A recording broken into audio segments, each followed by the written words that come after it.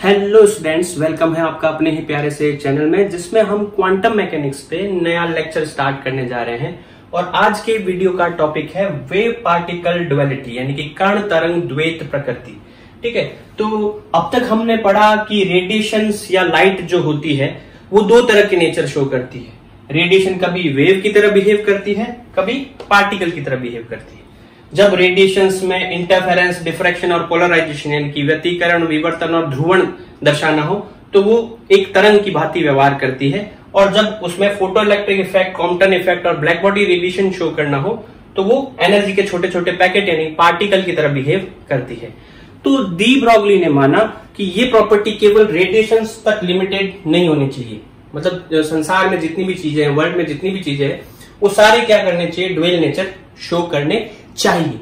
तो उन्होंने एक कल्पना की, एक इमेजिनेशन की कि जिस तरह से रेडिएशन में मुख्यतः वेव नेचर होते हुए वो साथ ही साथ पार्टिकल नेचर भी शो करते हैं, उसी तरह से एक पार्टिकल के साथ में भी वेव जुड़ी हुई होनी चाहिए।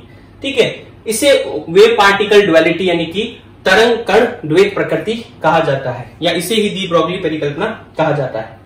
इसका मतलब ये हुआ कि अब तक हम ये मान के आ रहे थे कि केवल लाइट ड्यूअल नेचर शो कर रहा है, जबकि रियलिटी में ये होना चाहिए कि एक पार्टिकल भी वेव नेचर शो करना चाहिए। जैसे हम भी अपने आप में पार्टिकल, तो हम अगर दौड़ रहे हैं तो हमारे साथ में एक वेव एसोसिएटेड होनी चाहिए, मतलब हमसे एक वेव जुड़ी हुई होनी चाहिए। एक बॉल को हम फेंक रहे हैं तो उसके साथ में भी वेव जुड़ी हुई होनी चाहिए। एक एरोप्लेन अगर जा रहा है तो उसके साथ में भी वेव जुड़ी हुई होनी चाहिए। एक ट्रेन अगर मूव कर रही है तो उसके साथ में भी वेव जुड़ी हुई होनी चाहिए। ऐसी वेव को हम बोलते हैं मैटर वेव, यानी कि द्रव्य तरंगे। ठीक है, तो अब हम इसमें आगे कैलकुलेट करेंगे कि इसकी वेवलेंथ क्या होगी, और फिर हम जो है एक एक्सपेरिमेंट करेंगे, एक दो एक्सपेरिमेंट करेंगे जिसके बेसिस पे हम प्रूव करेंगे कि पार्टिकल के साथ वेव जुड़ी हुई होती है। अब डी ब्रॉगली ने लाइट और अदर पार्टिकल में ड्यूअल नेचर मानते हुए उनकी वेवलेंथ के लिए एक फॉर्मूला डेराइव किया। उन्होंने फोटोन को बेस मानकर एक वेवलेंथ का फॉर्मूला निकाला और उस फॉर्मूले को अदर पार्टिकल्स पर अप्लाई किया। तो उन्होंने माना कि लाइट में जैसे ड्यूअल नेचर होता है तो फोटोन यानी कि पार्टिकल के साथ में एक वेव जुड़ी हुई होती है। ठीक है, तो उसकी वेवलेंथ अगर हमें कैलकुलेट करनी हो तो हम इस तरह से कैलकुलेट कर सकते हैं कि फोटोन की जो एनर्जी है, जो प्लांक ने फॉर्मूला दिया था उसके अकॉर्डिंग फोटोन की एनर्जी E बराबर में hν होती है। ठीक है, और वही मास एनर्जी अगर हम रिलेशन देखें, मास एनर्जी रिलेशन यानी कि द्रव्यमान ऊर्जा संबंध देखें जो रिलेटिविटी के अकॉर्डिंग निकलता है, तो एनर्जी का फॉर्मूला बनता है E बराबर में mc²। ठीक है, तो ये दोनों को अगर हम इक्वेट कर दें तो mc² बराबर में हो जाएगा hν, और हमें पता है कि न्यू की वैल्यू जो है वो होती है c/λ। ये वैल्यू अगर हम यहां पुट कर दें तो ये बन जाएगा mc² बराबर में hc/λ। अब यहां पर c से c गया, लैम्डा की वैल्यू आ जाएगी h/mc। ठीक है, तो यहां लैम्डा क्या है, इस फोटोन से जो रिलेटेड वेव है उसकी वेवलेंथ है। h प्लांक कांस्टेंट है, m फोटोन का मास है और c फोटोन की स्पीड है या वेलोसिटी है। तो मास इंटू वेलोसिटी क्या हो जाता है, मोमेंटम। तो फोटोन का जो मोमेंटम है वो हो जाएगा m इंटू c। तो यहां से हमारे पास लैम्डा का फॉर्मूला हो जाएगा h/p। तो डी ब्रॉगली ने ये फॉर्मूला निकाला किसके लिए, फोटोन की वेवलेंथ को कैलकुलेट करने के लिए। लेकिन उनकी हाइपोथेसिस क्या थी कि जो रूल फोटोन पे लग रहे हैं वो सारे के सारे रूल किसी भी मूविंग पार्टिकल के पर भी लगेंगे। ठीक है, तो for any other moving particle,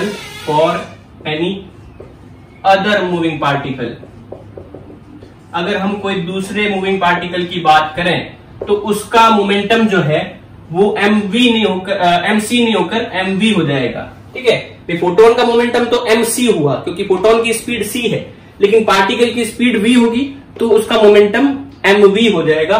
so de Broglie wavelength जो होगी उसकी, डी ब्रॉगली वेवलेंथ यानी तरंगदैर्घ्य जो हम कैलकुलेट करेंगे वो लैम्डा बराबर में h/p होता है, और p की जगह पर क्या आ जाएगा, mv आ जाएगा। ठीक है, तो ये उन्होंने फॉर्मूला निकाला किसी भी मूविंग पार्टिकल के साथ में जो वेव जुड़ी होती है उसकी वेवलेंथ का। इसे हम डी ब्रॉगली वेवलेंथ कहते हैं। तो अब हम डी ब्रॉगली वेवलेंथ के फॉर्मूले के अलग अलग फॉर्म्स, अलग अलग रूप निकालते हैं। ठीक है, तो इसको हम दो सेक्शन में बांट लेते हैं, एक नॉन रिलेटिविस्टिक और एक रिलेटिविस्टिक। नॉन रिलेटिविस्टिक का मतलब होता है जब पार्टिकल की स्पीड लाइट की स्पीड से जब बहुत कम हो तो उस पर थ्योरी ऑफ रिलेटिविटी काम नहीं करती। नॉर्मली ऐसा डे टू डे लाइफ में होता है। ट्रेन, बस, प्लेन, कोई भी जो है लाइट की स्पीड से बहुत कम स्पीड में मूव करते हैं, तो उस पर जब हम डी ब्रॉगली वेवलेंथ का फॉर्मूला लगाएंगे तो वो नॉन रिलेटिविस्टिक होगा। ठीक है, उस पर थ्योरी ऑफ रिलेटिविटी काम नहीं करेगी। तो फॉर्मूला क्या बनेगा, आइए देखते हैं। हमने ये कहा लैम्डा बराबर में क्या होता है, h अपॉन पी या h अपॉन एम वी। ठीक है, पी की जगह पर हमने क्या लिख दिया, एम वी लिख दिया। एम वी यहाँ पर क्या है, उसका मोमेंटम है। ठीक है, अब इसका दूसरा फॉर्म निकालने के लिए हमें पता है कि पार्टिकल की जो काइनेटिक एनर्जी होती है वो होती है half M V square. Non relativistic kinetic energy होती है, यानी कि जब थ्योरी ऑफ रिलेटिविटी काम नहीं करती तो काइनेटिक एनर्जी होती है हाफ एम वी स्क्वायर। इसमें अगर हम m से मल्टीप्लाई और m से डिवाइड कर दें तो ये बन जाएगा ऊपर एम वी का स्क्वायर अपॉन 2m। ये काइनेटिक एनर्जी का फॉर्मूला बन जाएगा। देखो यहाँ m स्क्वायर हो गया तो पूरा एम वी का होल स्क्वायर अपॉन में 2m। एम वी यहाँ पर क्या हो जाएगा, p हो जाएगा। तो हमारे पास जो है वो काइनेटिक एनर्जी का फॉर्मूला बन जाएगा k बराबर में p स्क्वायर बाय 2m। इससे हमारे पास p की जो वैल्यू है वो आ जाएगी रूट में 2mk। ये वैल्यू हम इसमें रख दें तो हमारे पास लैम्डा जो बन जाएगा वो बन जाएगा h अपॉन रूट में 2mk। तो ये हमारे पास जो फॉर्मूला आया ये दूसरा रूप हो गया। कब लगेगा, नॉन रिलेटिविस्टिक। हमें अगर काइनेटिक एनर्जी पता है, मास पता है, एच प्लांक कांस्टेंट पता है, तो हम जो है लैम्डा यानी कि उससे जुड़ी वेवलेंथ निकाल सकते हैं। ठीक है, इसका एक एग्जांपल ले लें। हम मान लो कि हमें ये दिया हुआ है कि if kinetic energy of any particle equals to, मान लो दी हुई है 200 जूल, ठीक है, या मान लो 400 जूल दी हुई है, और हमें जो है पार्टिकल का जो मास है वो दिया हुआ है 1 kg। पार्टिकल का मास 1 kg दिया हुआ और हमें पूछा है कि उससे जुड़ी हुई डी ब्रॉगली वेवलेंथ कितनी होगी। तो लैम्डा बराबर में h अपॉन रूट में 2, m हो गया 1, k हो गया 400। अब इसको सॉल्व करें तो 400 का रूट जो है वो कितना आ जाएगा, 400 का रूट हो जाएगा 20। ठीक है, और अंडर रूट 2 और ऊपर है h की वैल्यू कितनी हो जाएगी 6.62 इंटू 10⁻34। इसको कैलकुलेट कर लेंगे, वेवलेंथ हमारे पास आ जाएगी इन मीटर। ठीक है, तो हमें काइनेटिक एनर्जी दी हुआ हो तो ये वाला फॉर्मूला लगाएंगे, अगर हमें मोमेंटम हमें पता हो तो ये वाला फॉर्मूला लगाएंगे, हमें वेलोसिटी पता हो तो ये वाला फॉर्मूला लगाएंगे। तो ये अलग अलग फॉर्म्स हो गए। अब हम डी ब्रॉगली वेवलेंथ का फॉर्मूला तब कैलकुलेट करते हैं जब पार्टिकल की स्पीड लाइट की स्पीड के आसपास हो। ऐसे पार्टिकल कौन से होंगे, हमारे डे टू डे लाइफ में ऐसे पार्टिकल मौजूद नहीं है। ठीक है, हम ट्रेन, बस, प्लेन की बात करें तो उनकी स्पीड लाइट की स्पीड से बहुत कम होती है, क्योंकि लाइट की स्पीड होती है 3 लाख किलोमीटर पर सेकेंड। मतलब लाइट एक सेकेंड में 3 लाख किलोमीटर डिस्टेंस कवर कर लेती। ऐसा अभी तक हमने ऑब्जेक्ट नहीं बनाया है जो उसकी स्पीड के आसपास मूव कर सके। लेकिन जो बहुत टाइनी पार्टिकल होते हैं, बहुत छोटे पार्टिकल होते हैं, जैसे कि इलेक्ट्रॉन, प्रोटॉन, वो इनकी स्पीड जो है वो लाइट की स्पीड के आसपास हो सकती है। तो उसकी जब भी हम बात करेंगे तो हम रिलेटिविस्टिक वाला फॉर्मूला लगाएंगे, क्योंकि इस पे थ्योरी ऑफ रिलेटिविटी काम करेगी। तो फॉर्मूला क्या बनेगा आइए देखते हैं। तो हमने फॉर्मूला निकाला था लैम्डा बराबर में h अपॉन एम वी या लैम्डा बराबर में h अपॉन पी। ये फॉर्मूला था, मेन फॉर्मूला हमारा ये था। ठीक है, अब हम रिलेटिविटी के अकॉर्डिंग ये जानते हैं कि मास दो तरह के होते हैं, यानी कि द्रव्यमान दो तरह के होते हैं। एक होता है m, जिसको हम बोलते हैं मूविंग मास यानी कि गतिशील द्रव्यमान। एक होता है m नॉट, जिसको हम बोलते हैं रेस्ट मास यानी कि विराम द्रव्यमान। पार्टिकल जब रेस्ट पे होता है उसका मास अलग होता है, जब वो मूव करता है तो उसका मास अलग होता है। इनके बीच में रिलेशन ही होता है, m जो होगा वो m नॉट अपॉन में रूट में 1 minus we square upon C square. ये इनके बीच का रिलेशन होता है, जो ये शो करता है कि वेलोसिटी बढ़ने के साथ साथ जो मास है वो बढ़ता है। आप देखो यहाँ जैसे जैसे वेलोसिटी बढ़ेगी ये अपॉन में जो टर्म है वो डिक्रीज होगी, अपॉन में टर्म डिक्रीज होगी तो मास बढ़ेगा, यानी मूविंग मास ज्यादा होता है और रेस्ट मास कम होता है। ठीक है, तो ये वैल्यू अगर हम इसमें रख दें तो लैम्डा बराबर में क्या हो जाएगा h अपॉन एम वी। अब देखो m की जगह पर हमें क्या लिखना है, m नॉट अपॉन में रूट में 1 minus we square upon C square. अब ये रूट में जो अपॉन में टर्म आ रहा है, ये अपॉन के अपॉन में टर्म आ रहा है तो ये ऊपर मल्टीप्लाई में चला जाएगा, तो ये हमारे पास आ जाएगा h upon m naught v और रूट में 1 minus we square upon C square. ये लैम्डा हो गया। ठीक है, तो ये फॉर्मूला कब अप्लाई करना है, जब थ्योरी ऑफ रिलेटिविटी काम कर रही है, स्पीड जो है पार्टिकल की वो लाइट की स्पीड के आसपास है, यानी कि इलेक्ट्रॉन और टाइनी पार्टिकल के केसेस में। अब देखो अगर हम डे टू डे लाइफ वाले पार्टिकल की बात करें तो उनकी स्पीड जो है लाइट की स्पीड से बहुत कम होती है, v is very very less than c, तो ये नेग्लिजिबल हो जाएगा, नेग्लेक्ट हो जाएगा। v अपॉन c जो होगा वो 1 से बहुत छोटा होगा, ये 1 से बहुत छोटा होगा, उसका स्क्वायर करेंगे और छोटा हो जाएगा, तो इसको नेग्लेक्ट कर देंगे, तो हमारे पास लैम्डा जो है वो अप्रोक्सीमेटली कितना हो जाएगा, h upon m naught v, जो हमने पहले फॉर्मूला निकाला था वही फॉर्मूला बन जाएगा, इसमें कोई चेंज नहीं आएगा। तो ये रिलेटिविस्टिक फॉर्मूला हो गया। अब अगर हम रिलेटिविस्टिक फॉर्मूले को काइनेटिक एनर्जी के टर्म में लिखना चाहे तो फॉर्मूला क्या बनता है, आइए देखते हैं। तो हमने पढ़ा लैम्डा बराबर में h अपॉन पी, ये मेन फॉर्मूला है, हमें ये मेन फॉर्मूला याद रखना है, h अपॉन पी या h अपॉन एम वी। ठीक है, अब इस मोमेंटम को हम काइनेटिक एनर्जी के टर्म में रिप्रेजेंट करते हैं जब थ्योरी ऑफ रिलेटिविटी काम करती है। तो जब थ्योरी ऑफ रिलेटिविटी काम करती है तो एक फॉर्मूला होता है कि अगर पार्टिकल की एनर्जी E हो, ठीक है, तो उसका स्क्वायर होगा पी स्क्वायर सी square plus M naught square सी फोर। ये हम थ्योरी ऑफ रिलेटिविटी में जो है फॉर्मूला निकालते हैं। ये एनर्जी है पार्टिकल की, ये मोमेंटम है, एनर्जी और मोमेंटम में ये रिलेशन होता है। ठीक है, लेकिन अगर हम पार्टिकल की टोटल एनर्जी निकालें तो उसको हम इस तरह से भी रिप्रेजेंट कर सकते हैं कि वो उसकी काइनेटिक एनर्जी प्लस वो जब रेस्ट पे होता है उसकी एनर्जी के सम के बराबर होती है। तो टोटल एनर्जी जो होगी kinetic energy plus rest mass energy, इसके बराबर में होगी। ये इसमें रख दें तो हमारे पास ये होगा k plus M naught c square का होल स्क्वायर बराबर में पी स्क्वायर सी square plus M naught square सी फोर। अब इसको सॉल्व करेंगे तो a प्लस बी का होल स्क्वायर करेंगे, a प्लस बी का होल स्क्वायर करते हैं तो क्या आएगा हमारे पास, हम k स्क्वायर यानी a square plus 2ab 2k m naught c square plus b square यानी एम नॉट स्क्वायर सी four equals two P square सी square plus M naught square सी फोर। एम नॉट स्क्वायर सी four से M naught square सी four cut जाएगा और इसको जब हम solve करेंगे तो हमारे पास मोमेंटम का जो फॉर्मूला बनेगा वो बनेगा k square plus 2k m naught c square upon m c square का रूट। इसको हम जब सॉल्व करेंगे तो ये आएगा। इसको हम सिंप्लीफाई करें तो ये k कॉमन ले लेते हैं, k plus 2 m naught c square root में अपॉन में c, ये मोमेंटम बन गया। अब ये मोमेंटम की वैल्यू इस फॉर्मूले में रख दे तो हमारे पास लेमडा जो है वो बन जाएगा h c अपॉन रूट में k plus 2 m naught c square. देखो हमने यहाँ पर मोमेंटम की वैल्यू रखी, इसमें अपॉन में c आ रहा था वो ऊपर मल्टीप्लाई में चला गया। ठीक है, तो ये हमारे पास लेमडा का फॉर्मूला बन गया, रिलेटिविस्टिक फॉर्मूला जब हमें काइनेटिक एनर्जी पता हो। अब हम कुछ एग्जांपल देखते हैं जिसके बेसिस पे हम डी ब्रोगली वेवलेंथ कैलकुलेट करना सीखते हैं। ठीक है, बहुत सिंपल सा एग्जांपल है। मान लो जैसे पहला एग्जांपल दिया हुआ है, हमारे पास एक बॉल है जिसका मास 100 ग्राम है और वेलोसिटी 10 मीटर पर सेकंड है, मतलब 100 ग्राम की गेंद है, 10 मीटर पर सेकंड से मूव कर रही है, उससे जुड़ी हुई डी ब्रोगली वेवलेंथ कैलकुलेट करो। तो लैम्डा बराबर में होता है h अपॉन एम वी। ये फॉर्मूला तब काम करता है जब नॉन रिलेटिविस्टिक मोशन हो, बॉल की स्पीड लाइट की स्पीड से बहुत कम है। ठीक है, तो यहां हम वैल्यू रख देते हैं, h की वैल्यू जो है वो होती है 6.62 इंटू 10⁻34 जूल इंटू सेकेंड। मास 100 ग्राम में दे रखा है, इसको किलोग्राम में कन्वर्ट करने के लिए हमें क्या करना पड़ेगा, 1000 से डिवाइड करना पड़ेगा, और वेलोसिटी 10 मीटर पर सेकेंड ऐसा यूनिट में ही है। ठीक है, तो इसमें ये 3 जीरो कट जाएंगे, ये हमारे पास वैल्यू आ जाएगी मीटर में। तो लैम्डा हमारे पास आ गया 6.62 इंटू 10⁻34 मीटर। ठीक है, तो इतनी छोटी वेवलेंथ जुड़ी हुई होगी उस बॉल के साथ। तो नॉर्मली जो वेव हम मेजर कर पाते हैं वो 10⁻15 मीटर तक की छोटी वेव को हम मेजर कर पाते हैं, यानी कि 10⁻15 मीटर तक की वेव लेंथ अगर हमारे पास हो तो उस वेव को हम मेजर कर पाते हैं।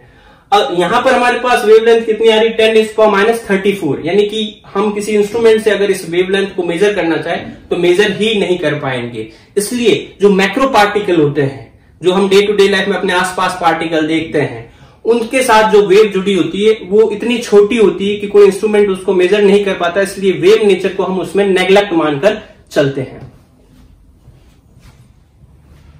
अब दूसरा एग्जांपल हमें दिया हुआ है, एक इलेक्ट्रॉन है जिसकी वेलोसिटी जो है c/5 है, यानी कि लाइट की वेलोसिटी का 1/5 है। लाइट के जो वेग है उसका 1/5वां हिस्सा है इलेक्ट्रॉन के वेग का। ठीक है, तो यहाँ इलेक्ट्रॉन से जुड़ी हुई वेव जो है उसकी वेवलेंथ कितनी होगी, यानी कि तरंग दैर्ध्य कितनी होगी, वो हमें कैलकुलेट करनी है। हम यहाँ मास जो हमें मान के चलना है इलेक्ट्रॉन का, वो कितना मान के चलना है, 9.1 इंटू 10⁻31 kg, ये उसका मूविंग मास है।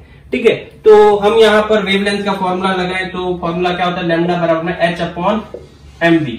ठीक है। तो h कितना है 6.62 इंटू 10⁻⁻34, मास उसका है 9.1 इंटू 10⁻⁻31, वेलोसिटी उसकी c/5 है। c कितना होता है, लाइट की स्पीड कितनी होती है 3 इंटू 10⁸, यानी 3 इंटू 10⁸, अपॉन में 5 अपॉन में ऊपर चला जाएगा। ठीक है, ये पूरे नंबर को जब हम सॉल्व करेंगे और वैल्यू निकालेंगे तो वो आएगा 0.12 इंटू 10⁻10 मीटर। 10⁻10 का मतलब होता है एंगस्ट्रॉम, तो 0.12 एंगस्ट्रॉम, यानी कि इलेक्ट्रॉन से जुड़ी हुई जो वेवलेंथ होती है वो 0.12 एंगस्ट्रॉम होती है, जिसको मेजर किया जा सकता है। यानी कि इसके वेव नेचर को हम नेग्लेक्ट नहीं कर सकते। तो वेव नेचर जो है किसका रियली में शो होगा, इलेक्ट्रॉन जैसे छोटे पार्टिकल का वेव नेचर शो होगा, जबकि बड़े पार्टिकल का वेव नेचर शो नहीं होगा। तो देखो अब हम फॉर्मूला निकालते हैं किसके लिए, किसी भी एक चार्ज पार्टिकल के लिए जिसको किसी पोटेंशियल डिफरेंस V अप्लाई करके उसको एक्सेलरेट किया जा रहा है, यानी त्वरित किया जा रहा है, उससे जुड़ी हुई वेवलेंथ कैलकुलेट करने का। मतलब एक चार्ज पार्टिकल है, उस पर हमने पोटेंशियल डिफरेंस लगा दिया और वो फास्टली मूव कर रहा है। ठीक है, तो उससे कितनी वेवलेंथ जुड़ी होगी उसको कैलकुलेट करना है। तो वो कैसे कैलकुलेट करेंगे, तो अब तक हमने फॉर्मूला क्या पढ़ा, लैम्डा बराबर h/mv होता है। mv की जगह p लिख सकते हैं, p की जगह पर हम रूट में 2me लिख सकते हैं या रूट में 2mk लिख सकते हैं। कि यहां पर क्या है, उसकी काइनेटिक एनर्जी है।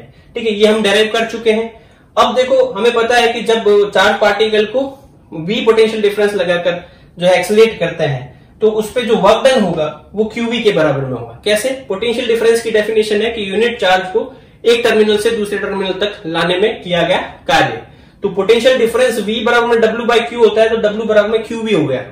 ठीक है, और वर्क एनर्जी थ्योरम मतलब कार्य ऊर्जा प्रमेय से हमें पता है कि जो काइनेटिक एनर्जी में चेंज आता है वो वर्क डन के बराबर होता है। ठीक है, तो काइनेटिक एनर्जी पहले 0 मान लें पार्टिकल की, फिर काइनेटिक एनर्जी K हो गई, तो चेंज इन काइनेटिक एनर्जी क्या होगा, K-0 इक्वल टू W होगा, और W किसके बराबर में, QV के। तो हमारे पास काइनेटिक एनर्जी QV के बराबर में आ जाएगी। यहां हम काइनेटिक एनर्जी रख दें यहां वैल्यू, तो ये हमारे पास फॉर्मूला बन जाएगा चार्ज पार्टिकल के लिए। V यहां पोटेंशियल डिफरेंस है, M जो है वो मास है और Q चार्ज है। ठीक है, तो ये वैल्यू अगर हम यहाँ पुट कर दे तो हम डी ब्रॉगली वेवलेंथ कैलकुलेट कर सकते हैं। तो हमने यहाँ 3 जो है स्टैंडर्ड फॉर्मूले निकाले हैं।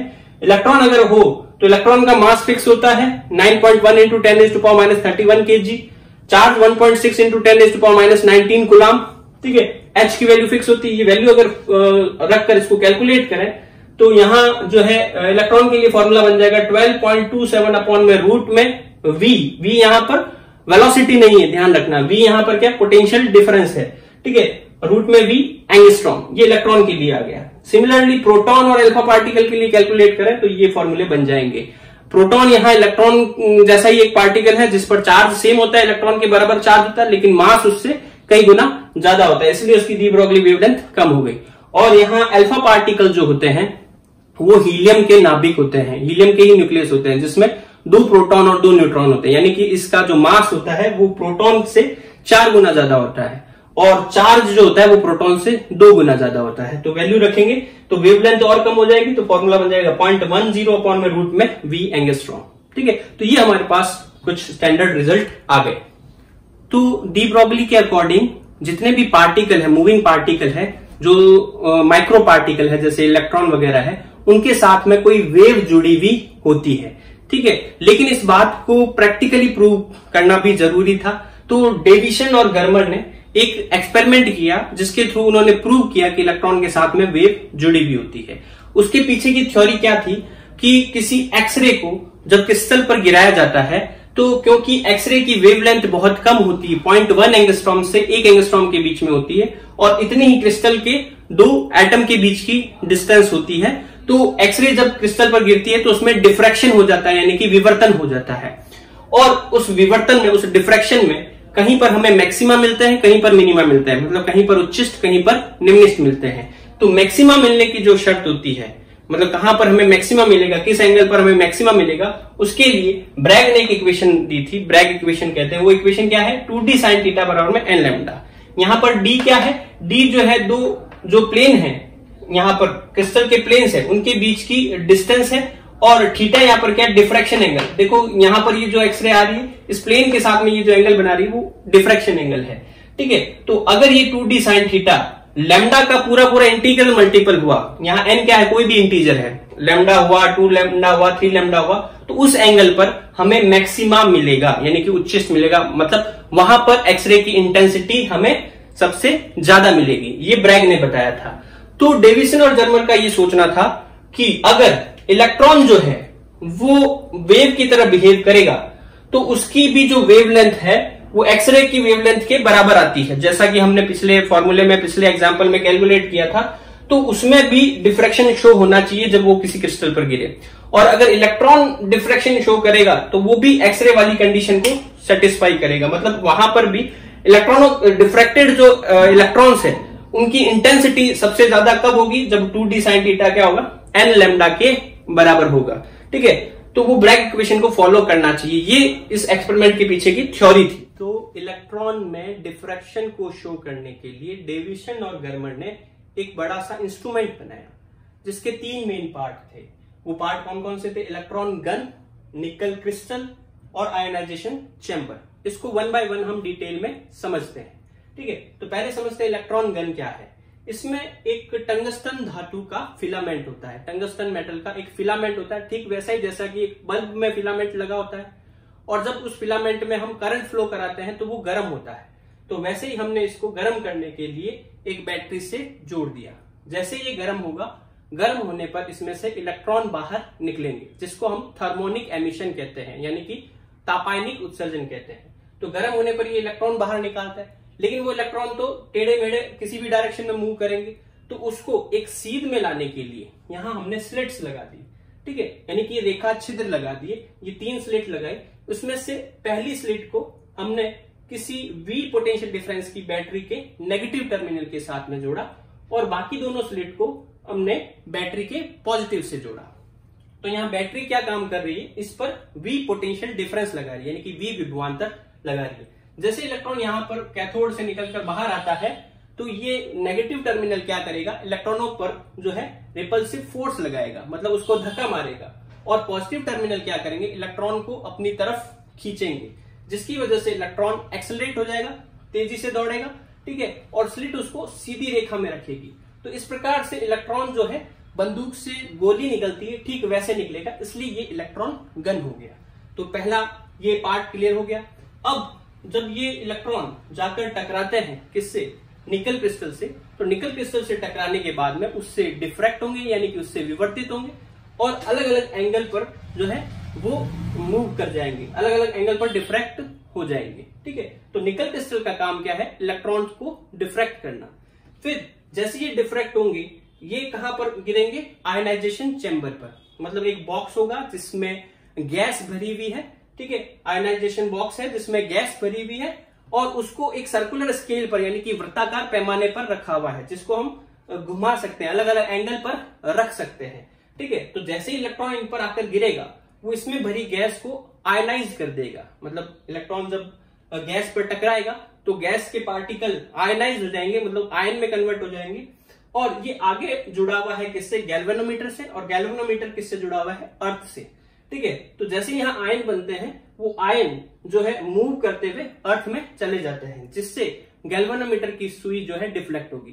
तो हम यहाँ पर क्या करेंगे, इसको डिफरेंट डिफरेंट एंगल पर रखकर देखेंगे कि कहां पर जो है ज्यादा आयनाइजेशन हो रहा है। ज्यादा आयनाइजेशन वहीं पर होगा जहां ज्यादा संख्या में इलेक्ट्रॉन आ रहे हैं। ठीक है, और आयनाइजेशन जितना ज्यादा होगा उतना ही गैल्वेनोमीटर की सुई में डिफ्लेक्शन आएगा। तो इसकी सुई में डिफ्लेक्शन को मेजर करके हम ये पता लगा सकते हैं कि इलेक्ट्रॉनों की जो इंटेंसिटी है, मतलब कितनी संख्या में इलेक्ट्रॉन जो है वो यहां पर आकर गिर रहे हैं, वो कैलकुलेट कर सकते हैं। और ये जो सर्कुलर स्केल है उसकी हेल्प से हम ये पता लगा सकते हैं कि वो कितने एंगल पर स्कैटर होकर आ रहे हैं। फाई यहाँ पर स्कैटरिंग एंगल है, यानी कि प्रकीर्णन कोण है, और थीटा यहाँ डिफ्रैक्शन एंगल है, यानी कि विवर्तन कोण है। इस एक्सपेरिमेंट के हमें क्या ऑब्जर्वेशन मिले, आइए देखते हैं। तो हमने यहाँ पर क्या किया, different different scattering angle phi के लिए इलेक्ट्रॉन की इंटेंसिटी को मेजर किया, मतलब यहाँ कितनी संख्या में इलेक्ट्रॉन आ रहे हैं। और वो कैसे मेजर करेंगे, गैल्वेनोमीटर में कितना डिफ्लेक्शन आ रहा है। ठीक है, तो हमने ये दोनों मेजर किए किसी फिक्स वोल्टेज के लिए, और फिर इनके लिए हमने ग्राफ प्लॉट किए। फिर दोबारा हमने वोल्टेज चेंज की और यही फाई और इंटेंसिटी के बीच में ग्राफ बनाए। ठीक है, तो ऐसे हमने 6-7 ग्राफ बनाए, और वो ग्राफ हमने किसके किसके बीच में बनाया, इलेक्ट्रॉन की इंटेंसिटी और स्कैटरिंग एंगल फाई के लिए। और ये ग्राफ नॉर्मल ग्राफ नहीं थे, ये पोलर ग्राफ थे, ध्रुवीय ग्राफ थे। ठीक है, तो क्या थे ग्राफ, क्या ऑब्जर्वेशन आए, आइए देखते हैं। देखो पहले हमने वोल्टेज यहाँ 40 वोल्ट रखी। 40 वोल्ट रखने के बाद में हमने यहाँ ये एंगल चेंज किए, अलग अलग एंगल पर इसको रखा आयनाइजेशन चेंबर को, और गैल्वेनोमीटर में डिफ्लेक्शन मेजर किया, और हमने जो है इलेक्ट्रॉन की इंटेंसिटी मेजर की। तो इलेक्ट्रॉन की इंटेंसिटी और फाई के बीच में ऐसा ग्राफ आया। ये पोलर ग्राफ है। पोलर ग्राफ को रीड कैसे करते हैं, पढ़ते कैसे, जैसे मान लो कोई ये पॉइंट है, इस पॉइंट पर हमें इंटेंसिटी और एंगल मेजर करना है, तो हम क्या करेंगे, यहाँ ओरिजिन से एक लाइन खींचेंगे, मूल बिंदु से एक रेखा खींचेंगे। इस रेखा की जितनी लंबाई होगी, ठीक है, वो तो इंटेंसिटी को शो करेगी, और एक्स के साथ में इसका जो एंगल होगा वो स्कैटरिंग एंगल फाई को शो करेगा।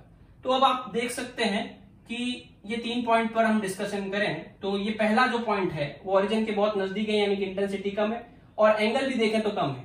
यहां पर आप देखो कि जैसे ही हम इस पॉइंट की बात करेंगे तो एंगल भी बढ़ गया और इंटेंसिटी भी बढ़ गई। इस पॉइंट से अगले पॉइंट पर आएंगे तो देखो एंगल और बढ़ गया और इंटेंसिटी भी बढ़ गई। तो ये ग्राफ हमें शो कर रहा है कि स्कैटरिंग एंगल बढ़ाने पर इलेक्ट्रॉनों की इंटेंसिटी भी लगातार बढ़ती जा रही है। कब, 40 वोल्ट पर। अब हम यहाँ वोल्टेज जो है 48 वोल्ट कर देते हैं, 48 वोल्ट कर देते हैं। 48 वोल्ट पर हमें ऑब्जर्वेशन क्या मिलते हैं, 48 वोल्ट में आप देखो पहले कोई पॉइंट अगर हम देखते हैं, ठीक है, पहले के कुछ पॉइंट्स देखते हैं, तो उसमें तो क्या हो रहा है कि इंटेंसिटी जो है, एंगल बढ़ने पर इंटेंसिटी बढ़ रही। यहां पर देखो ये पीक आ रहा है, मतलब यहां पर इंटेंसिटी मैक्सिमम, फिर उसके बाद में वापस ग्राफ पीछे जाने लग गया। मतलब क्या हो रहा है कि इंटेंसिटी जो है वापस से डिक्रीज हो रही है, एंगल बढ़ रहा है, इंटेंसिटी डिक्रीज हो रही है। तो शुरू में तो क्या हो गया, स्कैटरिंग एंगल बढ़ने पर इंटेंसिटी बढ़ रही थी, फिर स्कैटरिंग एंगल बढ़ने पर इंटेंसिटी वापस से क्या हो गई, डिक्रीज होने लग गई। तो ये जो 50 डिग्री का जो स्कैटरिंग एंगल आया उस पर इंटेंसिटी मैक्सिमम आई। क्लियर है ये बात। यही ग्राफ हमने जब 54 पर प्लॉट किया तो सेम इसी तरह का ग्राफ है, लेकिन इस बार जो है वो जो पीक है पहले की कंपेरेटिवली थोड़ी बड़ी आई। ये भी कौन से एंगल पर, 50 डिग्री के एंगल पर। ठीक है, अगेन हमने जो है वो 60 वोल्ट पर कैलकुलेट किया, तो ठीक वैसे ही ग्राफ आया जैसे 48 वोल्ट पे आ रहा था।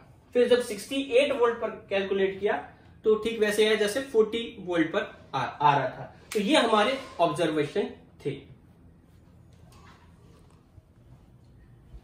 तो देखो इन ग्राफ से हम क्या कंक्लूजन, क्या निष्कर्ष पर निकलते हैं। आप इन सब ग्राफ को क्लोजली ऑब्जर्व करें तो आप देखें कि हमें इंटेंसिटी एक ही एंगल पर मैक्सिमम मिल रही है। कौन से एंगल पर, 50 डिग्री के एंगल पर। इस वाले ग्राफ में भी जो इंटेंसिटी मैक्सिमम मिलेगी वो 50 डिग्री के एंगल पर। मतलब जब स्कैटरिंग एंगल यानी कि प्रकीर्णन कोण 50 डिग्री का होगा तब इलेक्ट्रॉनों की इंटेंसिटी मैक्सिमम होगी। दूसरा, यहाँ वोल्टेज के फॉर्म में देखें तो यहाँ पर 40 वोल्ट, 48 वोल्ट, 54, 60, 68 में आप देखो 54 वोल्ट पर जो ये पीक है बाकी ग्राफ की कंपेरेटिवली सबसे ज्यादा आ रही है। ठीक है, तो 54 वोल्ट पर हमें जो है इंटेंसिटी मैक्सिमम दिखाई दे। हम ब्रैग इक्वेशन से जो इलेक्ट्रॉन की वेवलेंथ कैलकुलेट करना चाहें तो कितनी आएगी देखते हैं। देखो ब्रैग इक्वेशन से हमें पता है कि मैक्सिमम हमें कहां मिलेगा, इंटेंसिटी मैक्सिमम कब मिलेगी, 2d sin थीटा बराबर में n लैम्डा होगा, तब हमें इंटेंसिटी मैक्सिमम मिलेगी। यहाँ n की मिनिमम वैल्यू 1 मान लें, इंटीजर है, तो लैम्डा जो हो जाएगा वो कितना हो जाएगा, 2d sin थीटा। अब आप देखें यहाँ d और थीटा की वैल्यू क्या होगी, तो हमें यहाँ पर मिल रहा है कि स्कैटरिंग एंगल 50 डिग्री के लिए इंटेंसिटी मैक्सिमम है। तो यहाँ स्कैटरिंग एंगल और डिफ्रैक्शन एंगल थीटा में रिलेशन निकालते हैं। आप देखो ये हमारे पास क्रिस्टल के प्लेन्स हैं। ठीक है, ये जो लाइन ड्रॉ कर रखी है वो इनकमिंग इलेक्ट्रॉन्स है, ये इलेक्ट्रॉन्स आ रहे हैं और ये स्कैटर हो रहे हैं, तो टोटल स्कैटरिंग एंगल इसमें फाई है। ठीक है, इसके पर नॉर्मल ड्रॉ करते हैं, बीच में नॉर्मल ड्रॉ करते हैं, तो ये पूरा एंगल फाई है, तो ये 5/2 हो जाएगा। ठीक है, अब आप देखो इस लाइन, इस सॉलिड लाइन और इस डॉटेड लाइन के बीच में एंगल होगा 90 डिग्री का, क्योंकि ये हमने नॉर्मल ड्रॉ किया, विलंब बनाया है, तो ये टोटल एंगल 90 है, ये 5/2 है, तो थीटा जो होगा वो कितना हो जाएगा, 90 - 5/2 हो जाएगा। ये एंगल 90 - 5/2 हो जाएगा, और फाई की वैल्यू हमने कितनी निकाली है, 50 डिग्री। तो इसको सॉल्व करने पर हमारे पास थीटा आ जाएगा 65 डिग्री का, और डी की वैल्यू हमें पता है कि दो जो ये प्लेन्स है, ये प्लेन और ये प्लेन जो है, इनके बीच की जो डिस्टेंस है वो 0.91 एंगस्ट्रॉम होती है। तो ये दोनों वैल्यू जब हम इस फॉर्मूले में रखेंगे और लैम्डा को कैलकुलेट करेंगे तो वो आ जाएगी 1.65 एंगस्ट्रॉम। ये जो वैल्यू आई वो एक्सपेरिमेंट के थ्रू मेजर की गई अगर इलेक्ट्रॉन में डिफ्रैक्शन हो रहा है तो वो वेवलेंथ इतनी शो करेगा। क्लियर है? डी ब्रॉगली ने जो फॉर्मूला बताया था वेवलेंथ कैलकुलेट करने का, वो थ्योरेटिकल फॉर्मूला था। वो कितना था? 12.27 अपॉन में रूट में वी एंगस्ट्रॉम। यहाँ वी क्या है? कितनी वोल्टेज अप्लाई कर रहे हैं। तो वोल्टेज हम कितनी अप्लाई कर रहे हैं? 54 यहाँ रखेंगे और इसको सॉल्व करेंगे तो ये आएगी 1.67 एंगस्ट्रॉम। तो हम देख पा रहे हैं कि जितनी एक्सपेरिमेंटल वैल्यू आ रही है उतनी ही थ्योरेटिकल वैल्यू आ रही है, मतलब दोनों में कोई ज्यादा डिफरेंस नहीं है। तो ये प्रूव करता है कि डी ब्रॉगली ने जो इमेजिन किया था, जो गैस किया था कि इलेक्ट्रॉन और अदर पार्टिकल के साथ में भी वेव जुड़ी हुई होती है, वो सही साबित हुआ। डेविसन और गर्मर के एक्सपेरिमेंट ने ये प्रूव किया कि इलेक्ट्रॉन में डिफ्रैक्शन हो सकता है, जो कि वेव की प्रॉपर्टी है, जिससे ये प्रूव हुआ कि इलेक्ट्रॉन वेव की तरह बिहेव कर सकता है। लेकिन अगर इलेक्ट्रॉन में इंटरफेरेंस भी शो कर दें तो ये पूरे तरह से श्योर हो जाएगा कि इलेक्ट्रॉन वेव की तरह बिहेव करता है। ठीक है, तो ऐसा ही एक एक्सपेरिमेंट जो है वो जॉर्ज थॉमसन ने किया, जो जे थॉमसन के बेटे थे। जे थॉमसन ऐसे व्यक्ति थे जिन्होंने इलेक्ट्रॉन की खोज की और ये बताया कि इलेक्ट्रॉन एक पार्टिकल है, और उनके बेटे ने ये एक एक्सपेरिमेंट करके शो किया कि इलेक्ट्रॉन एक वेव है। ठीक है, तो उन्होंने क्या एक्सपेरिमेंट किया, आइए देखते हैं। तो देखो, डबल स्लिट एक्सपेरिमेंट के बारे में आपको अच्छे से पता है। द्विरेखा छिद्र प्रयोग, यंग डबल स्लिट एक्सपेरिमेंट। उसमें क्या था कि एक कार्डबोर्ड लिया गया और उस कार्डबोर्ड में 2 छेद किए गए। ठीक है, और उस पर लाइट गिराएगी, उस पर प्रकाश गिराया गया, और हमने देखा कि यहाँ पर लाइट एज ए वेव की तरह बिहेव करती है और उनमें इंटरफेरेंस होता है, यानी कि व्यतिकरण होता है, और उसकी वजह से पर्दे पर हमें एक पैटर्न दिखाई देता है जिसमें सेंटर वाला पार्ट जो होता है वो ब्राइट होता है और उसके अल्टरनेटिवली एकांतर क्रम में ब्राइट और डार्क स्पॉट बनते हैं जिन्हें फ्रिंज बोला गया, और इस पैटर्न को इंटरफेरेंस पैटर्न यानी कि व्यतिकरण प्रतिरूप कहा गया। तो ये इंटरफेरेंस केवल वेव्स में शो हो सकता है। अगर हम यहाँ पर इसकी इंटेंसिटी का जो है अलग अलग एंगल पर जो है ग्राफ प्लॉट करें तो वो इंटेंसिटी कुछ इस तरह से आती है। ये ब्राइट है पोर्शन जहां पर इंटेंसिटी ज्यादा है, ये डार्क पोर्शन जहां इंटेंसिटी कम है, फिर ब्राइट डार्क, इस तरह से ये इंटेंसिटी और एंगल में कर्व हो जाएगा। ठीक है, तो ऐसा ही एक्सपेरिमेंट हम जो है वाटर रिपल्स में भी कर सकते हैं, उनमें भी इंटरफेरेंस होगा और वो इंटरफेरेंस इस तरह से शो होगा। वाटर रिपल्स में इंटरफेरेंस को शो करने के लिए हमने यहाँ पर 2 तरह की रिपल्स को ड्रॉ किया, दोनों को अलग अलग कलर से शो किया, एक को ब्लू कलर से शो किया और एक को रेड कलर से शो किया। ठीक है, यहाँ पर जो है हमने सॉलिड और डॉटेड लाइन बनाई है।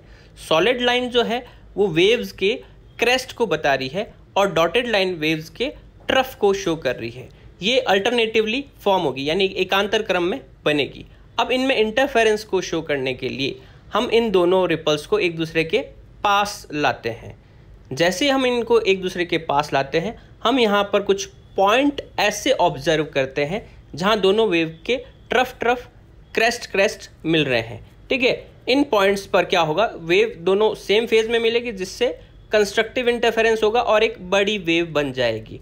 इनको हम यहाँ पर ब्लू पॉइंट्स से शो कर रहे हैं। यहाँ पर ये जो ब्लू पॉइंट्स बना रहे हैं, यहाँ पर जो है कंस्ट्रक्टिव इंटरफेरेंस हो रहा है। ठीक है, जहाँ पर हमें बड़ी वेव्स मिलेगी। तो ये जो लाइन है, इस लाइन के अलॉन्ग हमें बड़ी वेव मिलेगी। इसी तरह से आप देखें कि कुछ पॉइंट ऐसे भी हैं जहाँ पर पहली वेव का क्रेस्ट दूसरी वेव के ट्रफ से मिल रहा है। इसी तरह से पहली वेव का ट्रफ दूसरी वेव के क्रेस्ट से मिल रहा है, यानी कि वेव्स अपोजिट फेज में मिल रही है। अपोजिट फेज में मिलने वाली वेव्स जो है वो डिस्ट्रक्टिव इंटरफेरेंस शो करेगी, जिसकी वजह से वहाँ से वेव गायब हो जाएगी। यहाँ पर हमें वो रेड पॉइंट से शो हो रहे हैं, यहाँ पर वेव गायब हो चुकी होगी। ठीक है, इसी तरह से आप देखो कुछ पॉइंट्स और होंगे जहाँ पर हमें कंस्ट्रक्टिव इंटरफेरेंस मिलेगा, कुछ पॉइंट्स और होंगे जहाँ पर हमें डिस्ट्रक्टिव इंटरफेरेंस मिलेगा। हमें एकांतर क्रम में अल्टरनेटिव फॉर्म में जो है कंस्ट्रक्टिव और डिस्ट्रक्टिव इंटरफेरेंस मिलेगा। तो कहीं से वेव गायब हो चुकी होगी। कॉन्सेप्ट को और क्लियर करने के लिए हम एक एक्सपेरिमेंट देखते हैं जो वेरिटेशियम चैनल के डेरेक मूलर ने किया। ये काफ़ी अच्छा चैनल है, जो फिजिक्स के स्टूडेंट है वो इस चैनल को जाकर देख सकते हैं। उन्होंने देखो क्या एक्सपेरिमेंट किया, एक बॉल से पानी में वाटर रिपल्स जनरेट की जो कि सर्कुलर शेप की है। ये हमारे लिए कोई नई बात नहीं है, लेकिन उस साथ में उन्होंने एक और वेव जनरेट की। तो इन दोनों रिपल्स में इंटरफेरेंस हुआ और इंटरफेरेंस होने पर आप देखो कितना खूबसूरत सा पैटर्न बन रहा है। यहाँ पर आप देखो अल्टरनेटिवली यानी कि एकांतर क्रम में आप देख पा रहे होंगे कि वेव मिलकर कंस्ट्रक्टिव इंटरफेरेंस शो कर रही है और कुछ वेव्स जो है डिस्ट्रक्टिव इंटरफेरेंस शो करके गायब हो चुकी है।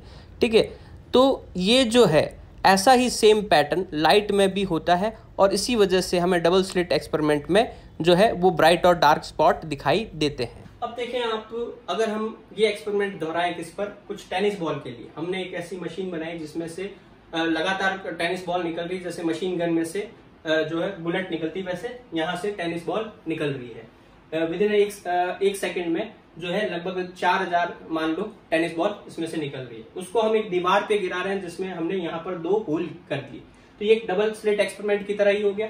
और पीछे हमने यहाँ पर बकेट रख दिया, मतलब बाल्टी रख दी जिसमें हम टेनिस बॉल को कलेक्ट करते जा रहे हैं। ठीक है, इस बकेट को हम इस दीवार पर मूव करते जा रहे हैं, आगे पीछे मूव करते जा रहे हैं। ठीक है, तो हम यहाँ क्या ऑब्जर्वेशन देखेंगे, हम देखेंगे कि यहाँ पर जो बकेट में सबसे ज्यादा बॉल जो है वो किस कंडीशन में भरी जाएगी, जब बकेट कहाँ रखी जाएगी, बकेट जो है वो इस होल के सीध में रखी जाएगी, तो सबसे ज्यादा बॉल उसमें भरी जाएगी। इस होल की सीध से हम थोड़ा भी इधर उधर जाते हैं तो उसमें जो नंबर ऑफ बॉल्स है वो डिक्रीज होते जाएंगे।